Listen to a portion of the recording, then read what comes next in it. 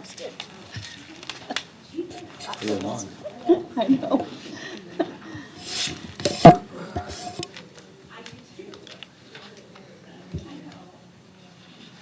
Okay, good. Okay. He's here. 6.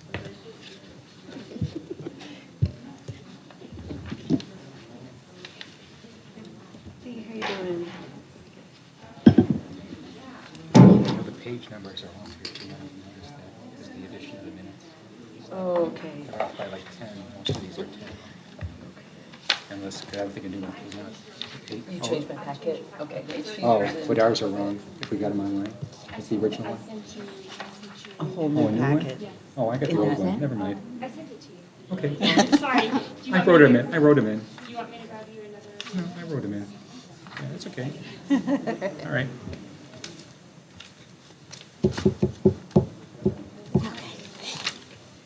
Okay, it's 6 o'clock, so we'll call this meeting to order. Starting out with the Pledge of Allegiance, Mrs. Barsamo, would you please lead us? To the flag of the United States of America and to the republic for which it stands, one nation, under God, indivisible, with liberty and justice for all. Okay, next item is the approval of the agenda for tonight's meeting. Can I have a motion? I move we approve the agenda. I second. All in favor, please say aye. Aye. Any opposed? Okay, agenda is approved. Next thing is the public hearing on the instructional time model. So I'll make a motion that we vote to suspend our meeting for that public hearing. Do we have a second? Okay, all in favor? Aye. Any opposed? Okay. So, any presentation or just public comment, if there is any? Just a couple quick additions. Okay, sure. President Rakowski, members of the board and guests, thank you for being here. One of the things that is added in the instructional time model, in addition to further explanation of how we're making our ASU Accelerate classes work and our partnership with EVIT, as well as the potential for project-based learning in the future, I added how we will use the ASU Accelerate courses as dual enrollment credits at Fountain Hills High School, so that there's something that is clean and easy to read, and so students can look at this and know exactly how it's going to work out for them. I've had conversations with the state to ensure that the way we're doing this is correct, and so I'll just give you a quick example. So we'll look at ASU POS 110, which is government course that they offer. We put in here that this will count as the Arizona government requirement for the state, but also will count as the Fountain Hills government requirement for seniors to graduate. So we went through and we added for social studies, government, microeconomics, American history, and European history. Some of them are only allowed to count as a 0.5 high school credit because it's a 3-credit ASU course. So, for example, if a student took American history to 1865, that would count as their semester A of junior level U.S. history, and then they would still need to take the B section with the high school. So that's pretty clear there. In math, we added college algebra, college mathematics, pre-calculus, business calculus, and calculus for engineers are all options for 4th-year math for seniors. And then in science, we have biology, anatomy, physiology, chemistry, as well, based on the course, how many credits the students would get. And then it has a caveat at the bottom.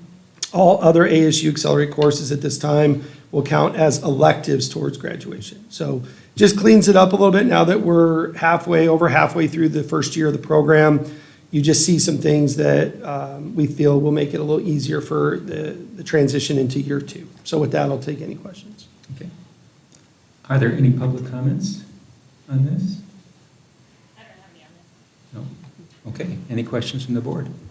Or comments from the board? No? Okay. So let's, I'll make a motion to reconvene our regular meeting. I second. All in favor? Aye. Any opposed? Okay, we're back to our regular meeting. And that will be approval of the minutes for the February 19th meeting, if we all had the opportunity to get those earlier today, and if so, make a I move. motion to approve. I move we approve the minutes from February 19th. How about a second? I'll second. Okay. All in favor, please say aye. Aye. Any opposed? Okay, minutes are approved. Informational reports, starting out with Dr. J. Yes. President Rakowski, members of the board, and guests, I just have a few items tonight I want to share. First of all, I want to congratulate our winter sports programs, and our boys basketball team went on an incredible run here down the stretch of the playoffs, making it to the state championship game. And it was a fantastic run by Coach Bonner and the boys. They did come up short in that game, but they played their hearts out. They gave everything for our community.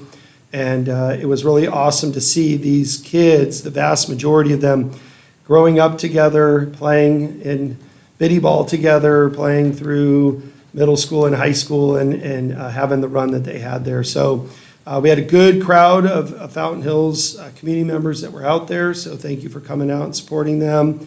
And as always, Coach Bonner's program is one of the top programs in the state, and they're going to continue to I think, just amaze us year after year after year. So congratulations to boys basketball.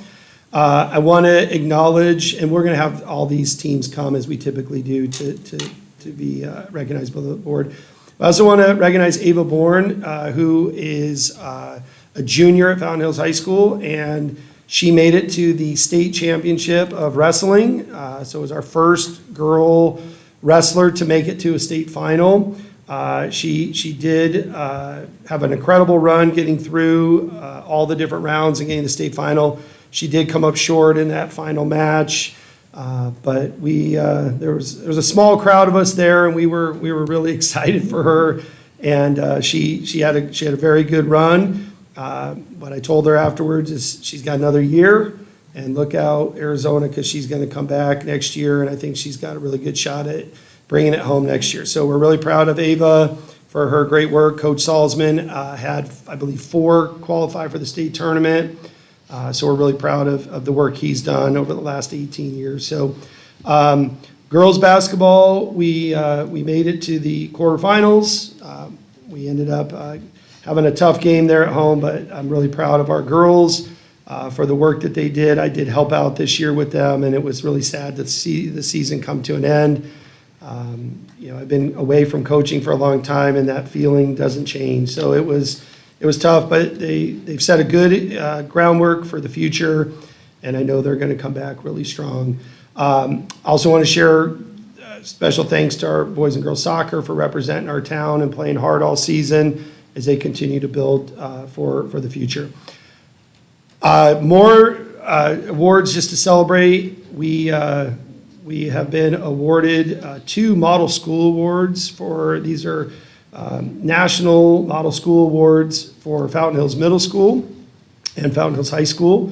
And so this is a process you go through, and through a vetting process and application interviews, looking at data, they select schools to represent the Model Schools Conference in this summer in Washington, D.C.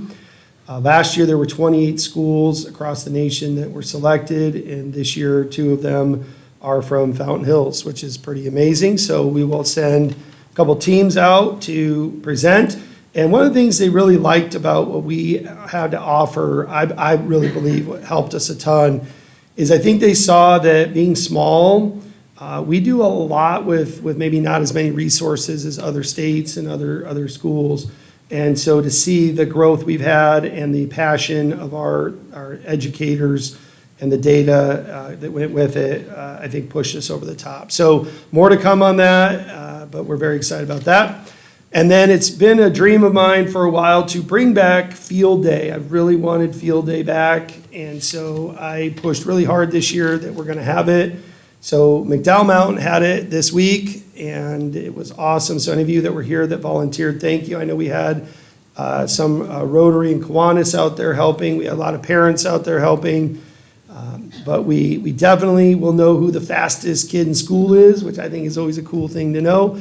But they're going to have an awards ceremony coming up with medals and things like that. So special thanks to Joelle Sweet and Miss Reichler and her team for putting that on for the kids. They had a lot of fun, and it was awesome. Tomorrow, I believe, we have our middle school field day, so they're going to be out there. So Dr. Wheeldryer is going to get that track coaching, her, all the work she's done in the past out there to help the kids. And the high school is still deciding if that's something they want to do. I hope they do it. We've been working with the kids on it, but we'll at least have it through the K-8. I also want to recognize Dr. Wheeldryer tonight. If you have not heard, she was inducted into the Grand Canyon University Hall of Fame. Let's give it up for her. And a lot of people don't know this, and she's got the ring to prove it, but she won a national championship as a coach.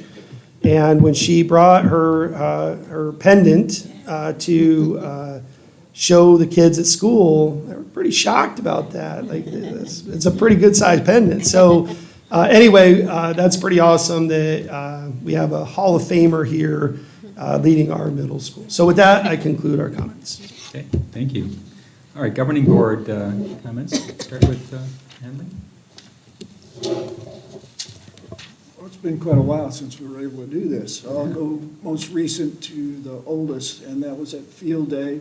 It was fun being out there watching the kids and like to have half the energy that they had. Basketball championship. I'm extremely impressed by the sporting teams that we have and the demeanor and decorum that they hold. I mean, you can see some bad calls and everything, and some of the parents get more excited, but the kids, they kept it in track. In the championship, that first quarter, it was 3-3 the whole first quarter. Both teams made a three-pointer, and then it was the nerves. But then they settled down, and everything was really cool. So that was really great to Coach Bonner for working with them. Youth Protection Coalition, they had the winners of the essays. Fine Arts and Crafts Festival, we had a dozen kids from elementary and middle school come out and do their community service, providing sodas to the customers. Went to girls basketball team, McDowell Mountain in the middle school, went to site council meetings. Mr. Science Wizard was really good. It was a hair-raising experience. Yeah. And then high school player in the community band, he's doing extremely well. He played in the last concert. Coaching him along a little bit, he sits right next to me and he outplays me on some of the tunes. And then senior taco night, went there and had my share of tacos to help support the school. Percentage of the sales went back to the school. Thank you. Okay.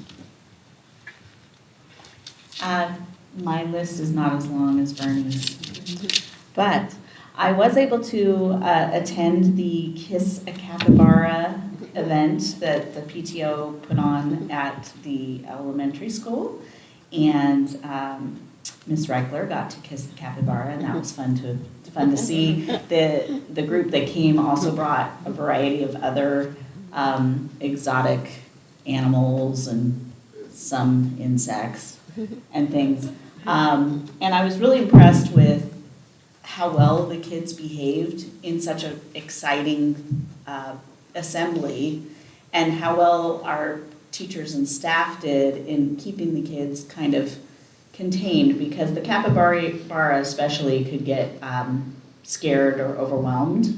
So it was key to kind of keep things, stay in a line, don't all surround and approach it at once. So just seeing all of that, and our kids just did so great with everything. So it was just a fun event and a good fundraiser for the PTO. I also attended the honor roll assembly for the middle school because, one, my son was one of the ones on the honor roll, so I'm proud of him and proud of all the other kids that made their honor roll, and then also the kids that made the president's list, is I believe what we're calling it.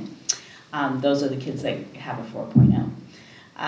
So that was also really great. I mean, this room was full of parents that were there at 8:15 in the morning on a weekday.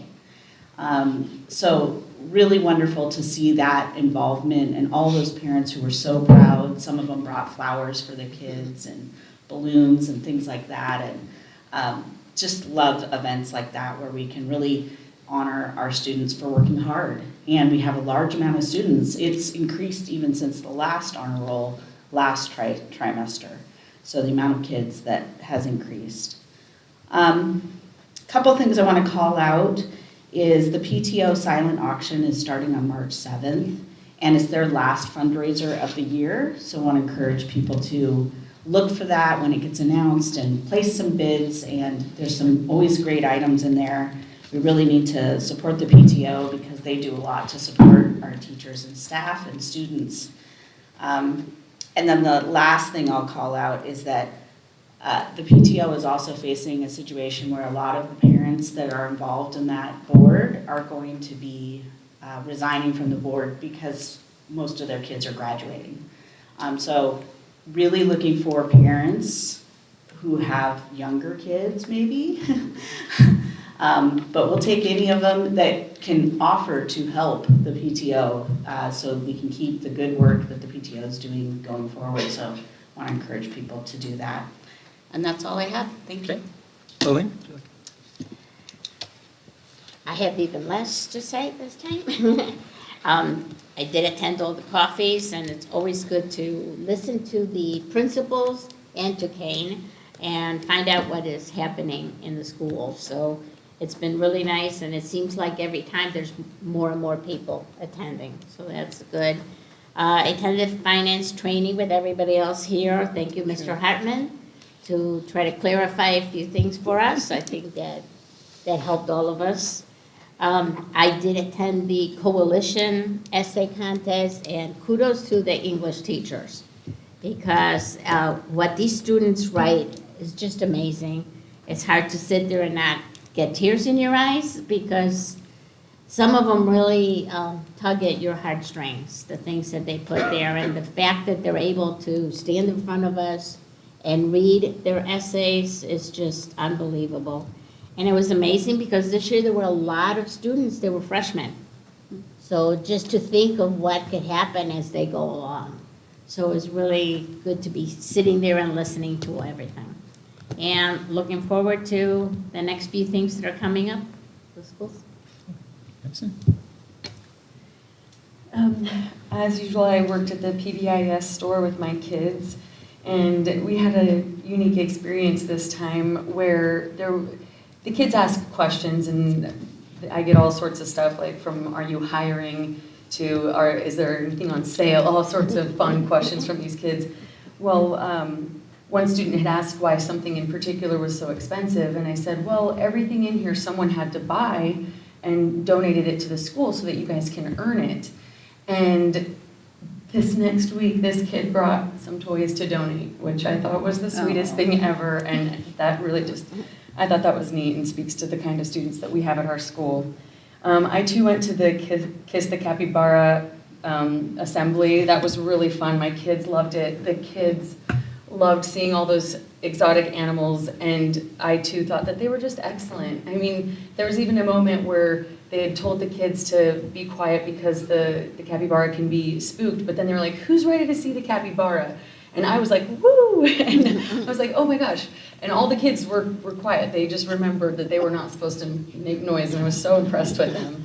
And at that event, I also learned that a lot of the staff watches the board meetings, and I thought that was really neat. A lot of them had commented on how wholesome they thought the discussion was, and how it was that was the night we had like a 4-hour board meeting. They said, oh, that was a long one, but multiples mentioned how they thought it was great that there was just conversation happening and discussion happening, and I thought that was great feedback to get. I too went to the finance training, we all did, and that was wonderful. Thank you.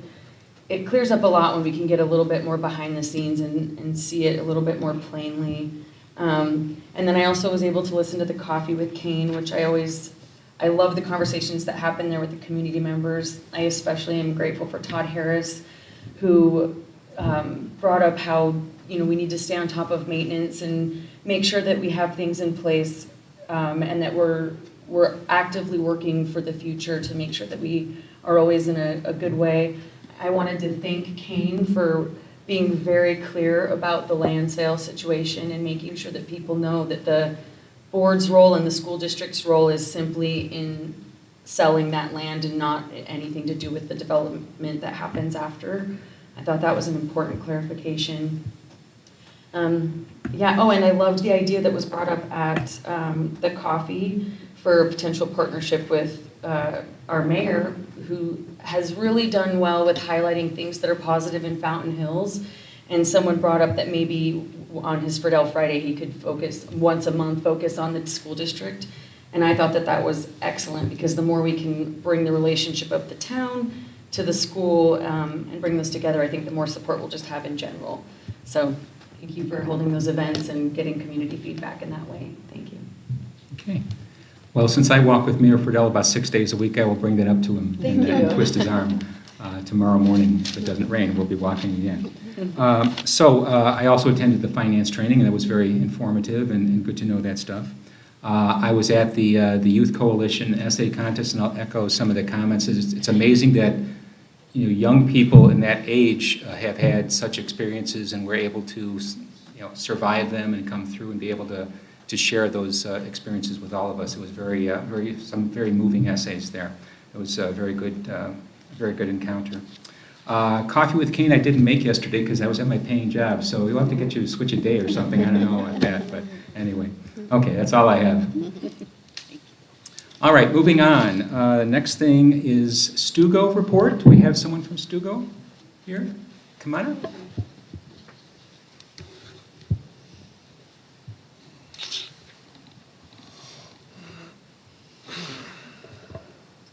Maybe just give us your name and what year you are. Okay. Hi, my name is Maya Hinton, and I'm sophomore vice president for Stugo. Today we revealed our prom venue to the junior and senior classes with a video announcement and hosted a Kahoot quiz about prom details, where students had the chance to win free tickets. This year, prom will be held at the ACC Banquet Hall. We are also in the early stages of planning an Easter egg hunt fundraiser that will involve all our campuses. We would also like to host a coin drive in coordination with the FH Coalition for the Falcon Promise Initiative. Lastly, we are finalizing plans for prom 2025 as we order last-minute decorations and activities. Any questions for her? I like the fundraising ideas. That's not fun. Do you have a date for the prom? April 12th. Thank you. Thank you. Thanks. All right, next up is site council minutes, starting on page 16, I think, or whatever. Yes. Maybe it's a different page. Yeah. Yeah, still 16. Okay, any questions or comments about the site council minutes for any of the schools? Thank you to everybody for all the detailed information on there. I feel like every month we get more and more information. It's really good. Know the reports from the different, what everybody's doing in different grade levels. Anyone else? I just want to say that one of the things that stood out to me is that referrals for discipline are down in both the elementary school and the middle school. Called that out in their site council meeting minutes, and it's wonderful to see. So I wanted to call that out. And then I was hoping to ask a question about the readathon fundraiser, but I'll save that for Ms. Regler. Anyone else? Okay, moving on to the current enrollment report, starting on page 37. Any comments or questions about those? Dr. Rakowski, can I just share something? Sure. So you, it's going to show you're down 19 students, but 29 graduated early, so you're actually up 10. So it'll look a little hard at first when you first look at it, but it's actually up a little bit. And I'm happy to see that 29 students take advantage of finishing early and using these last few months to get jobs, save, maybe take some extra classes, and then come back to us for prom and graduation. So that number was higher than I expected this year, but that's good. And the best part about that is, they all graduate, they're all done. So Yeah, there's a no whole lot in surprises there. down the stretch. All right. Thank you. Okay, moving on. Golden Eagle Education Foundation presentation. Come on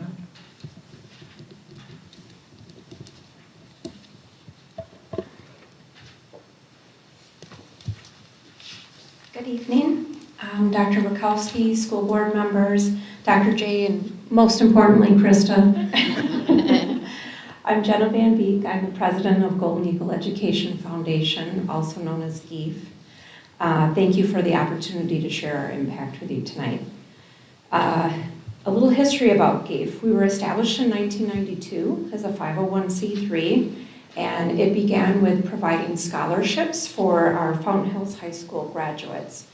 Today, we support students from Fountain Hills, the Fort McDowell Yavapai Nation, and the Verde communities. And we do this through our 4 signature programs. We have classroom projects, scholarships, mentoring, and appreciation. Fun fact is that a high school student designed our logo. So I passed out some luggage tags to you tonight. You see that on there. That is from one of our own students. For classroom projects, we fund initiative learning experiences across all of the grade levels. Some of our recent grants include, we've had hydrogen cars, DNA labs, rockets, and just last week we approved the funding of nearly 4,000 more projects such as supplies for Native and Indigenous youth to share their culture, a reading pen for students with learning differences, kitchen sets for our kindergartners, and materials supporting geology, physics, energy, and weather units. Over the last 7 years, we've funded $40,000 in these projects. Our next program is the scholarships, which I'm sure some of you have heard more of more recently. We secure and facilitate scholarships from individuals, organizations, and businesses, ensuring financial support for students that are pursuing higher education and trade programs. This year, for 2025, we'll be facilitating 29 scholarships, totaling over $60,500. These scholarships recognize leadership, civic engagement, athletics, career ambitions, and academic excellence. We now have a streamlined online application, so the students can simply put in one application for all of the scholarships. And since 1992, when we were founded, we have awarded over $1 million in scholarships. And we hope this year we're going to be having our senior recognition night at April 30th at 6:30 p.m. at the community center. So mark your calendars because we really hope that you can attend. It's an inspiring event where the community comes together to celebrate all of these students' achievements. Our third program is mentoring. This was established in 1996. Our mentoring program fosters trusted relationships between our volunteers and K-12 students. We build confidence, competence, and character. We've been recognized by the Magno Award and the Golden Bell Award, and we do make a measurable impact through academic growth, improved attendance, and increased confidence. Our mentors also support career exploration at our middle school and high school levels. All of our mentors they complete training, they have background checks, and they work closely with the teachers to tailor support for each student. Currently, we have 60 mentors supporting 76 students throughout all of the schools. And lastly is our appreciation program, and this is where we recognize and celebrate teachers, staff, and administration through initiatives like our end-of-year celebration. And this is where the peers honor outstanding service to students. And we just wanted to thank you for your continued support of Golden Eagle Education Foundation's mission. And we really appreciate the partnership that we have with you to help shape the students' futures. And if anyone here is wanting to join our mission, we're always looking for board members and donations. So thank you. Okay. Well, thank you for your support. Thank you. Any comments, questions? I'll just add the gratitude. I've known people that have gotten involved in the mentoring program as a mentor, and then I've also known people that have been recipients of mentorship, And I've seen what it does on both sides of that, and I love it. And I think that that's one of the strengths of Mountain Hills, is this rich community that we live in, where there's so many people with backgrounds of knowledge and skills in all different areas, and the fact that there's a lot of people that are willing to donate their time and mentor our students, I think is really, really neat, and I appreciate that avenue for them, so thank you. And is it safe to assume that there is a link on your website for donations? If you'd want to share that information here.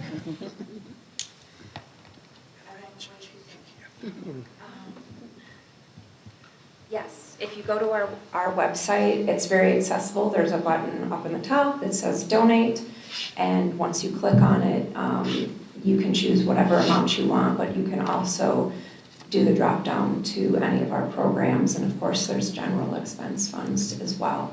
So we're always appreciative. That's what makes this happen, and we have a fantastic board.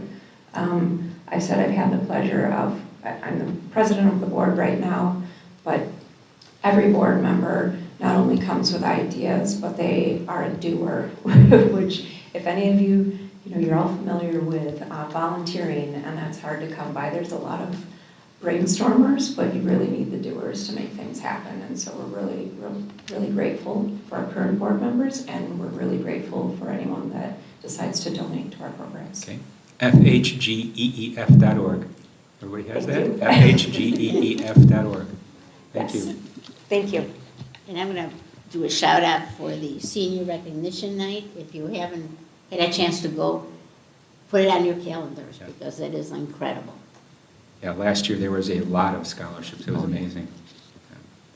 Okay, Rich? Yeah, go ahead. Yeah, a couple other points is some of the scholarships are renewable also. So they might get a stipend or amount of money in the first year, but they could go through 4 years of college. The other thing is anybody can volunteer for and be part of the scoring of these scholarship applications. And if you ever have the opportunity to do that, these students are outstanding.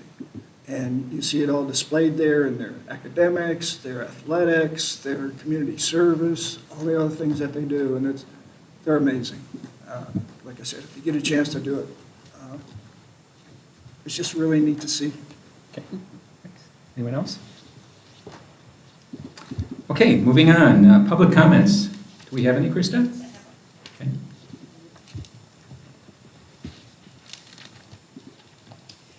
Call to the public. This is the time for the public to comment. Time limits may be allocated on public comment at the discretion of the board president for the board to efficiently complete its business. The board reserves the right to prohibit any comments made in a discourteous or threatening manner. Complaints about specific individuals, students, or personnel are discouraged. Personnel issues should be directed to the appropriate staff member or administrator per district policy. Members of the board may not discuss items that are not specifically identified on the agenda. Therefore, pursuant to statute, action taken as a result of public comment will be limited to directing staff to study the matter, responding to any criticism, or scheduling the matter for further consideration and decision at a later date. Okay, thank you. Cynthia Shepard, come on up.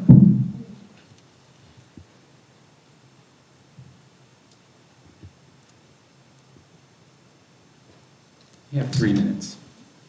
Okay. Hello. Thank you for having me come up. Dr. Wachowski, Superintendent Kane, Krista, who's not there right now, and all of you school board members. It's really an honor to be here. I'm a retired school teacher, and I have substituted in the Fountain Hills schools. It's an amazing school system. Each of the schools are wonderful. So keep up the good work. And I'm here to represent the Billy Graham Evangelistic Association tonight. And they have a Look Up conference here at the Fountain on March 22nd at 6 p.m. There is a Kids Fest for all the children here in Fountain Hills. And I want, if it's permissible, to have posters in the schools for this event, because they have planned for a year and a half for this Kids Fest. The Billy Graham Association is actually located here in town, And I have materials outside for you to pick up on your way out. And there's going to be several things going on. Like I said, the Kids Fest on March 22nd, right by the fountain, is from 1 to 4. The Look Up celebration with Will Graham, who's Billy Graham's grandson, will be at the fountain at 6 p.m. So there's a lot of activity. I just want to welcome everyone to come to this event. And I'm very proud of Fountain Hills. Thank you. Thank you. Thank you. Okay, that's it for public comments, so on to action items, starting on page 40 of our packet with personnel action report. Any questions or comments about that? If not, I'll move that we approve. Is there a second? Second. Okay. All in favor, please say aye. Aye. Any opposed? Okay, that carries. Next is payroll vouchers. Starting on page 41, several pages there. Any questions or comments about that one? If not, I'll move that we approve that. So we have a second. I second. All in favor, please say aye. Aye. Any opposed? Okay, that carries. And then on to accounts payable vouchers, starting on page 46. I do have a couple questions. Okay. There's the Andrews refrigeration. There were 2 charges for that. Was that, or actually 3? Do we know what that was for? Is that, okay. And then I know some of that. Okay. I looked these up. Awesome, thank you. Yeah, it's a lot of them. One was for repairing of an ice machine, and what else? Let's see. And other repairs. I think some in the kitchen, some in the bathroom. Let's see if there's anything else here. The last one's on page 57. Oh. Which voucher? Voucher 20. Yeah, page- Which, 2032, 2033, and 2035 that have. well, on page, the one on page 48 is the ice machine and other repairs. And then what about 57? That's the other large one. 57 is, I don't have a specific note there, but I think it was repairs on various things within the district. Mostly, I think it was in the cafeteria and several in bathrooms. Yeah. And then the independent news media, I know that's the newspaper, like the 1,176. What page? 48. 48. It's towards the end. That was for the Fountain Hills Community Guide, the ad in the Fountain Hills Community Guide, which goes out to all, I think to every home in town once a year. Okay. And then the 2 personal ones, the Matt Randall and Wilcox. Michelle Wilcox is a SPED. She was spent SPED teacher. IEP. Okay. Just so you know, we were short at the high school with a teacher, which we're going to talk about later. Okay, yeah, I did So see she filled in to keep the IEPs current. that. Okay. Was there another one besides that? And then the education, oh no, yes, I remember what those ones are. I had that one circled. And then the Dakin applied, was that for a part?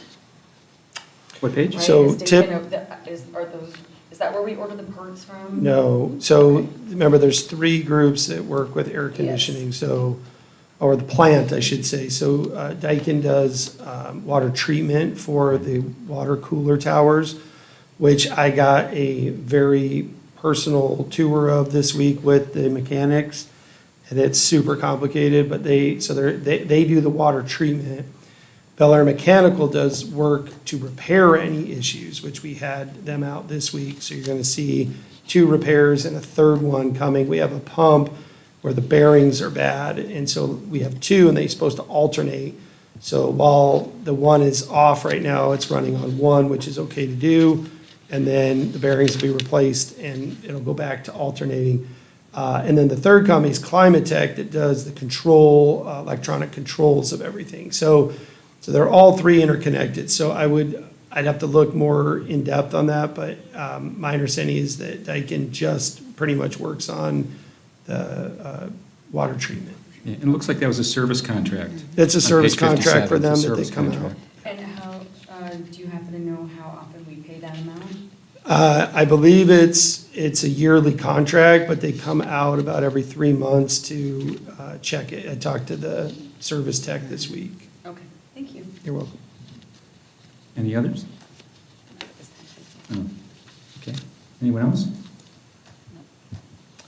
Okay, if not, then how about a motion to approve the accounts payable? I move we approve the accounts payable vouchers. We have a second? Second. All in favor, please say aye. Aye. Aye. Any opposed? Nay. Okay, 4-1. All right, moving on to donations. Starting on, we scroll down here, starting on page 61. They are incredible, but I have a question also. What is the readathon? Yeah. So we know more about that. It's a great donation towards it, but we don't know that much about it. Yeah, I'm not familiar with that. I apologize. I think, I could be mistaken, but I think it's a fundraiser that they did for the 5th grade field trip. Oh, okay. And I would have to imagine it probably involved the students reading and the parents. You're right, Pledging because an it does amount. say. Yeah, pledging amounts for their reading, so. And reading, and reading, and Yes, reading. This yes. is the readathon, right? Yes. Right, and I it do does know say they that were it's sure for the it was fifth very grade. successful, so. Yeah.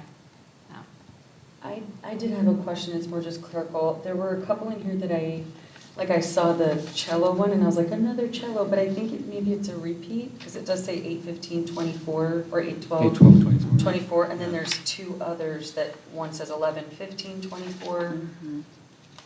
So I was just wondering if those were maybe accidental repeats in I'd have to Or look. multiple I don't- cellos? I don't know. I mean, I would So, love that. for Yeah. example, on the cello one, it says 8/12/24, but Ally sent a thank you letter on 2/14/25. Okay, so that one, that's why it's so, in- okay, Oh, so okay. that one, I apologize, I do know. She found that in the desk that she now occupies, and was afraid that a thank you did not go out, or that it didn't go to the board. So she wanted to make sure that it was, we covered our basis on that, so she sent out a thank you and is presenting it to the board. Perfect. Was Other- there another one that was a repeat in there?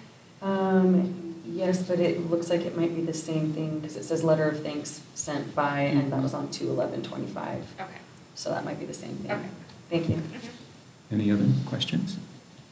Okay, and of course, we appreciate all the donations to the district. All right, moving on to emergency procurement of the contracted sped teacher. Oh, sorry. Good point. Okay, do we want to approve the donations? I move that we approve the donations. I'll second. All right, all in favor, please say aye. Aye. Any opposed? Thanks, Madison. I was just seeing if you were paying attention. That's all. Okay, now we can move on to the emergency procurement of the contracted sped teacher. So, Dr. Rakowski, members of the board and guests, we discussed this earlier. This is coming back for approval. I can answer any further questions you have, but I've shared that the last time. I have a clerical question again, because at the top of this, it says submitted by John Flynn, Director of So Facilities. I and then- changed that, and I Okay. sent you guys an email in regards to that. Okay. Oh, okay. Yeah, so, yeah, that was a clerical error on my part, and I did send an email with the last updated packet. Okay, So- and then the funding is also correct, because it's not be school Right, facilities board, correct? right, Okay. right. Okay. Any others? And then what put us in this situation again, can you remind me? So we did not have a teacher at the high school because we've had a hard time keeping contracted employees in teaching positions. And Leah had set up a replacement, and then she left for a funeral. And while she was gone, the understanding at the site was that the person could start and come in. So the person started, and when she returned, it was noticed that there was a piece of that paperwork that had not been finished yet. But we felt that the kids needed to have a teacher as soon as possible. They were without one for a while. And so we had the teacher start immediately because, again, when they're coming from a contractor, their HR takes care of the things that are required for them to start. So they can start pretty quick. So it's just with the funeral and the sped director out, it was an error on that piece, but I feel that waiting another week for the kids to not have a teacher would not have been appropriate either, so. So is this an after the fact kind of? It's an after the Okay. fact, yeah. Okay. And then, just to make sure, because when it's a contracted person, that they do not qualify for the stipend? Is Of that course, right? yep. Okay. It's just flat fee that they charge, and you know how I feel about all that. Okay. I've Thank been you. clear, yep. Anyone else? Okay, if not, can we have a motion to approve the emergency procurement for a contracted sped teacher? Can I have one last question? This Sure. is just for the remainder of this year. This person has no. Yeah, promise of next year. our goal is to have 0 next year. Okay. Yeah. Thank you. Okay. Okay, I move we approve the emergency procurement for the sped And contract. who would like to second? A second. Okay, all in favor, please say aye. Aye. Any opposed? Okay, unanimous. Next is the instructional time model, and this, as you updated earlier today, this is our second hearing. We had a second public hearing on that today, so unless there are questions, we can move to approval. Any questions? Thank you for clarifying what constitutes dual and what's a change from one to the other. And I move we approve the instructional time model. Second. Okay, all in favor, please say aye. Aye. Any opposed? Okay, unanimous. Moving on, pay for performance plan 24-25. So, Dr. Rakowski, members of the board and guests, I have shared some of the concerns at the last meeting with the group. We're actually meeting tomorrow to talk, tomorrow? I believe it's tomorrow. Soon. I'll just leave, okay, I'll leave it as soon. We're meeting soon. And I've shared some of the concerns that came up so that they're aware of that. And I think in that first initial conversation that was understood. So I would just, again, say this is a plan that's been in place here for a while. But next year, they'll bring a proposal to you, and you'll have an opportunity to give that feedback early in the year and have them, if there's some things that you want to discuss with them, you'll be able to do so, and then go from there for the following year. So again, we're just ensuring that we're getting things done correctly, and if you, as a new board, want to make some changes or bring up some concerns, I think that's a good thing, and you should do that. So this would include some of the comments we made at the last Yes, I've meeting? shared those, and I will Suggestions, continue to okay. share those for the future performance plan, yes. Okay. Are we going to be able to have someone come and present again? Yes, I thought that was really helpful. So well, not only will they will also, on the mean confer process they're in now. So they understand with the budget reductions that there's some things that aren't not going to be able to happen this year. So they're looking at other items, and then you'll get to approve that agreement, and that's coming soon. So we're in the tail end of that right now, finishing that up. And so this approval tonight is just approving that one word change, right? Yeah. Yeah. For this year, yeah. Any other comments, questions? Okay, can I have a motion to approve? I so move. How about a second? A second. Okay. All in favor, please say aye. Aye. Any opposed? Okay, passes 5-0. Next on the 2025-26 work calendars. Starting on page 96 in our packet. Any questions about those? Need a faster mouse here to scroll. Okay. I hearing- guess my only question would be, in light of the budget cuts that we're considering and reviewing, does that in any way affect any of the work calendar for any of the different No. staff positions? Okay. I'm just going with HR here. No, okay.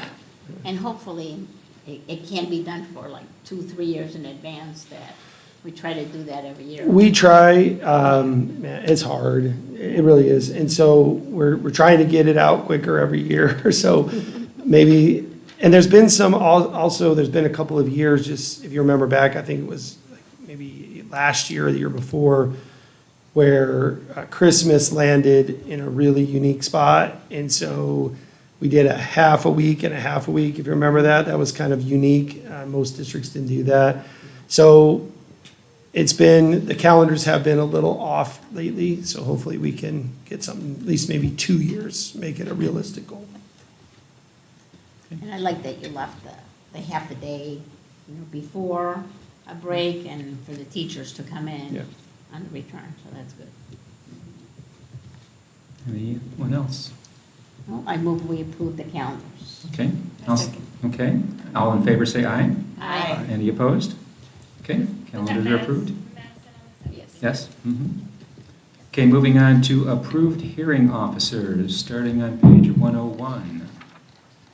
So I can speak for this. Okay? I recently attended a training, I should probably get on the microphone. I'm loud enough for that, I don't need that one, just the online one. I attended a training for the hearing process, and learned in that meeting that I could actually have the whole list of trust hearing officers approved by the board, where past practice from when I came in, it was just a handful. It's really hard to get people to come out to Fountain Hills to do a hearing. So as soon as I learned that, I'm taking the whole list to the board. So that all you're doing now is approving the whole list versus only just a handful. It just gives me an opportunity to have more to choose from, especially if it's on a short notice, so. That's what I was noticing, there's not a lot, the closest is Chandler, I guess. Yeah. Or Phoenix, depending on where in Yeah. Phoenix. Yeah, thank you for that clarification, Krista. Thank you. Okay, any other questions or comments about this? If not, I'll move that we approve the list of approved hearing officers. Do we have a second? Lillian? Okay, all in favor, please say aye. Aye. Any opposed? Okay, 5-0. All right, budget reductions. Starting at page 105. Yep. Dr. J. Yes, Dr. Wachowski, members of the board and guests. Tonight, we are bringing to you for approval to finalize certified budget reductions. And I'm going to give you a little background. So that has been the focal point of all of our conversations, has been on the certified staff. And part of that is that their contracts are available to go out starting March 15th, which is around the corner, and we do need to get them out in a timely fashion. We have additional budget reductions to discuss, but we have more time on those because administrative contracts don't have to go out until April 15th. And the classified work agreements, although maybe a little later than they're used to, it will be in a relatively close period of time of what they've received them in the past. Part of that is there's a lot of moving parts in those areas. We have to reduce transportation. That's taken a little longer than we expected because of the fact that it's a complicated department. You're calculating miles and gasoline and how many repairs, drivers, and those types of things. Plus, we've had some attrition there naturally as well. So what we're asking tonight is an approval for the certified reductions because that will allow us to know what the remainder of the 1.5 million we need to get to is. Because if there was a shift in certified, say, that would affect the other areas as well. So we do expect to have reductions as we presented in the overall plan to get to 1.5. But I think it's best that we do this in a more controlled, slower environment to ensure that we're getting each piece done to get to that magic number that we need to get to. So tonight, what is being asked for recommendation is to reduce the positions, the certified positions that we've discussed, which is 14.5. Position 6 at McDowell, 6 at the high school, and 2.5 at the middle school. Is that correct, Kaylee? Okay. So So what we presented publicly in our slide. Right. And I appreciate all the work that's gone into that and you know, tough decisions, but they, you know, got to face reality and get them done. Can I just share one more thing? Sure. I just want to clear with the community a couple of things too, is one, for the most part, we got these reductions down to very few reductions in force, which we're going to talk about here soon, which means that almost everybody that is, say their position is being cut, they were offered a position somewhere else in the district. Not everyone, we got it down to just a couple, but for the most part, everyone who's being a position, say at the high school that's being eliminated, or a position at the middle school that's being eliminated, they were offered a position somewhere else in the district. Now, that'll be up to them to decide if that's a good fit and if that's what they want to do. But the vast majority were offered another position. So I do want to make that clear. The second thing I want to be clear about is I've had some concern just recently come to me, and not a lot of it, but I just want to clear the air, is concern about the high school closing. And I just want to be clear about that. That's not the case at all at this time. We believe that with the staffing we have, that the student experience will be very similar to what they have now. There will be obviously fewer staff, and they'll see that impact, and we're going to lose some very, very good people as a result of this, unfortunately. But the student experience of having AP Capstone and FHU and honors and AP courses and trimesters and all the EVIT, all the things they're used to, we don't see any changes in any of that. What I want to clarify is we talked about the high school as a potential school closure in the future with an M&O override not passing and a $1.3 million reduction to our budget. How would that be handled in the future? No one knows. That could be 2, 3, 4, 5, 6 years down the line, because you're going to have some land sale money that can help with that. You also don't know the outcome of the election. And we could have an increase in enrollment that totally shifts everything. So I just want to ensure that if that were to ever happen, parents would have multiple years of knowledge of that, and our reserves would be used to ensure that the kids closest to graduation all got through. So I just want to squash that right now, that is not even a conversation at this time. Okay? Thank you. My question is, with spring break, since this has to go out by the 15th, No. is it going to be after? That's the spring break? earliest it can go out. Okay. Yeah. Not We're by. okay, not doing it before spring break. Yeah. Great.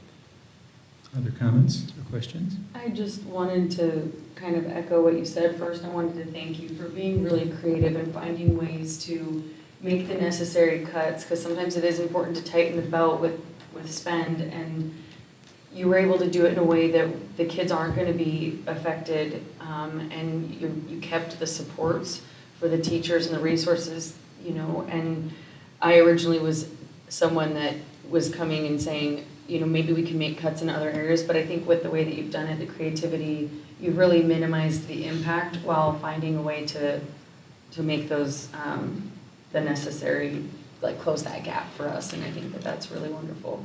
Well, I appreciate that, but I just want to be clear that, you know, until we get there, we don't know what the outcome's going to be, right? But we feel very confident that with what we have available and being creative, I just really have, the last couple of years, maybe out of necessity, time is a very valuable resource that I think a lot of schools don't look at. We look at money always as number one. It'd be great to have more money, but time is also another very, very valuable resource. And when we've seen that with the high school already a little bit over the last couple of years, reducing those classes that were 200 plus online courses being taken a day down to, you know, last summer I saw was 20 to 30. A lot of those are credit recovery. So you can do some pretty cool things with time and scheduling, and the three principals are working really hard to make this work, and we may need to have some what we call a 6/5 or extra teaching period to make the schedule work.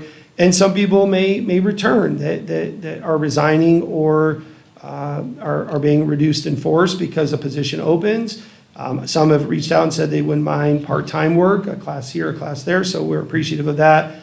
But we'll give you an update as we get closer to the end of the year of how the schedules are working out, and maybe we'll have each principal come present to you what it's going to look like for next year. Okay? Thank you. And it's exactly that kind of creativity that I think is what's going to pull us out of this, and so I really appreciate that. And I love the vote of confidence in our high school and the way that we can continue to adjust to hopefully never have to close it. Sure. So thank you for getting that out of the way.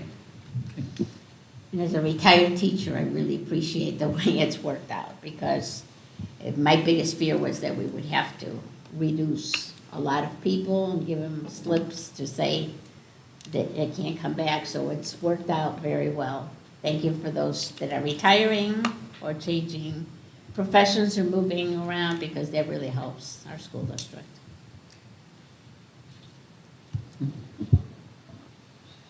The best thing that's happened over these last couple of weeks is sort of a bonding that's going on and coming up with the priorities for teachers, staff, and students, number one, to make sure that the classroom environment is still going to be protected. And so all of the options are being looked at, and I'm sure all of us have done homework on our own to go back and check and see what we know in other districts and things going on, but there is a fiscal reality that we just can't overcome. So I think the biggest thing that we've all agreed on, you can tell me if I'm different, is to look for a strategy to go into the future. And that's what we're all about. Can I just add one more thing on that note? We do have, we still have some reserve money, and that helps if, say, enrollment at a grade level, like 8th grade, has grown dramatically this year. So they may end up, when they're done, one of the bigger classes we've had in the last decade. So that's great. We have some reserve to hire if we had to, or bring on, again, additional teaching periods. So we're going to let those principals try to work it out, but just know that we do have some resources if we come up short, and we'll find ways to make the kids' experience the best that it can be. Okay. And I'll just add my thanks as well to Dr. J and the committee and the principals who are, have worked hard to be creative with this necessary budget cuts and reductions that we have to do. And one thing I just want to add is, the last meeting where we kind of dug into the budget reductions a little more, one of the questions that we asked is, well, what are the class sizes going from, and what will the class size be, right? Like in general, averages. And I think what we learned is that, our class sizes were pretty darn small, and we're still gonna have class sizes that are smaller than other districts. So I think that's a good thing. And I think there's something to be said for a class size being too small. So there is some synergy that happens with students when you have a group size that's of a certain size, where they can collaborate, they can work together in different groups within the classroom. So I just wanted to note that for our parents out there who may be concerned. And I'm very thankful for all the creativity that's happened with this budget reduction. Okay. So with that, I will move that we approve the budget reductions. I have a second. I second. All in favor, please say aye. Aye. Any opposed? Okay, passes unanimously. Next up is the consideration of impossible action to approve the administration's recommendations regarding certificated staff reduction in force. And Dr. J, would you like to? I'll just share again, it's unfortunate, and we did not want to have any. So again, I apologize to any of our teachers that are going through that. It's just unfortunate that we have to get to this point. I do still strongly believe that there's very good opportunities for those who will be affected by this to be right back in FHUSD by the end of the year, and because I still think there's some moving parts, and if they're willing to take a different position and do that for a year and see what transfer opportunities open, I think that's a possibility. But I do want to say that getting it down to just a very few has at least been one positive of it. But I again, the hope is to never have to cut our teachers or staff, but that's where we're at this time. Okay. And again, thank you for your efforts to minimize that, but it's, facing reality, which we have to do. Any comments or questions on this? Yeah, I just want to echo the gratitude. Thank you for giving them an opportunity to maybe stay in a different way, to show them that we do care about people, but the reality is that the position has to go. So I really appreciate giving them the opportunity to stay if they'd like, in a creative way. Anybody else? Okay, I'll move that we approve the recommendations for a reduction in force. You have a second? I said. Okay, all in favor, please say aye. Aye. Any opposed? Okay, passes unanimously. All right, moving on to the information and discussion items, starting out with cell phone discussion. And I noticed there's several different policies here, and maybe you could explain which, Yeah. there's like duplicates and such, so. So, Dr. Krowski, members of the board and guests, I might actually say Krista did the research here. I'm not going to say we. So Krista did the research on this for you. But yes, her and I spoke after the last meeting, and we wanted to give you a bunch of samples from other districts, things to take a look at, maybe to help guide the conversation. I'm open to whatever the board decides on this. I'm someone who feels that the cell phones are definitely a distraction to our young people. I worry about the impact it's going to have on them now and in the future, and future generations coming up. I've shared with you a book to take a look at about the impact of cell phone use on our youth. And so there's ways to go about this. There's ways to take the step in the right direction. I think a lot of times in leadership, when you go all in on something and really drastically shift it in a short period of time, that can a lot of times not yield a lot of success. So maybe making some changes for next year that kind of ease into it a little bit, maybe make a statement of how the board feels about that, and put on the principals to plan of how they would like to handle it. I will go back to when I was principal of the high school here, that we were able to, in most cases, successfully use shoe bags as a way to have the students put them away. I know Ms. Barsom is here tonight. She was very good at that back in those days. And it worked for the most part. But again, it's really comes with the leadership piece, teacher leaders, them coming together and saying, we're taking a stand on this together. So as you discuss time, I'm going to leave it to you to discuss. I'll be here to answer any questions you have. I would just say that sometimes when you go from nothing to something pretty extreme, that sometimes causes a little bit of a hiccup in being successful in the implementation of it. But I think it's like anything. We can implement, see how it goes, and come back to the drawing board each year and strengthen it and go from there. Okay? So a couple of things to start out is I imagine most board members know, but maybe the audience here, is that there is pending legislation before the state legislature. Basically what it says is that school districts have to have a policy, and they offer certain exceptions like family emergencies and such of that. So it doesn't specify what the policy has to include. There's that we are, if the bills pass, and they pretty much passed, one is in the Senate, passed nearly unanimously, one is in the House, passed nearly unanimously, so odds are they will be passed and become law later this year, so we do have to have a policy. The other question is which of the, do we have a current, which one of these JICJ is current? Yeah, Ours. I could have been more clear with that, I'm sorry. The first policy that you see that is just a text policy, that is the only policy we have, and I highlighted the one area that it mentions cell phones. So it doesn't actually speak of how to handle the cell phones in the classroom. That's the bring your own device, or the? Yes. That's all we have right now? Yes. Right. Okay. And so every other policy that you see there, they're all JICJ. I believe they all differ slightly, and if there's any duplicates, I apologize. These are just from other districts. Okay. And cell phone policies that they've put into place. As you can see, they are not copyrighted, so this is not something that ASBA has sent to these districts. I would imagine one district put a policy in place and then it kind of just started to build from there, and each district kind of maybe used theirs as a template and then added on to it or changed it slightly. So that's an option for us to do, to look at all these and kind of create our own. Okay. And whatever would have to be categorized as a JICJ, I take it? I would think so, Every year. yeah. Yeah. Well, a couple things in here that I just noticed, some of them refer to iPods and Walkmans, so they do need to be updated, since I don't think those exist Dr. except in... Wachowski, I still have a Walkman. So you have one? All right. I'm kidding.